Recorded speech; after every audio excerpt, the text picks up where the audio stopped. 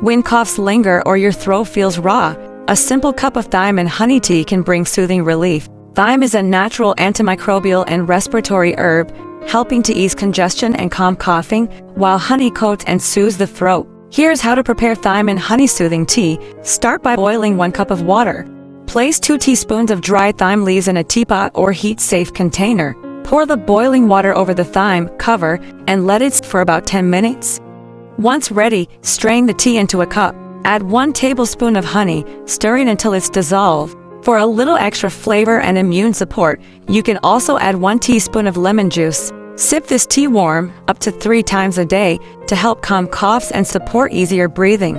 A quick safety note: avoid thyme if you're allergic to it or related plants in the mint family. Always consult a healthcare provider if you're pregnant, nursing, or on medications. And remember, never give honey to children under 1 year old due to risk of botulism. With each cup, you're not just soothing your throat, you're drawing on an age-old remedy that combines comfort, healing, and a touch of sweetness.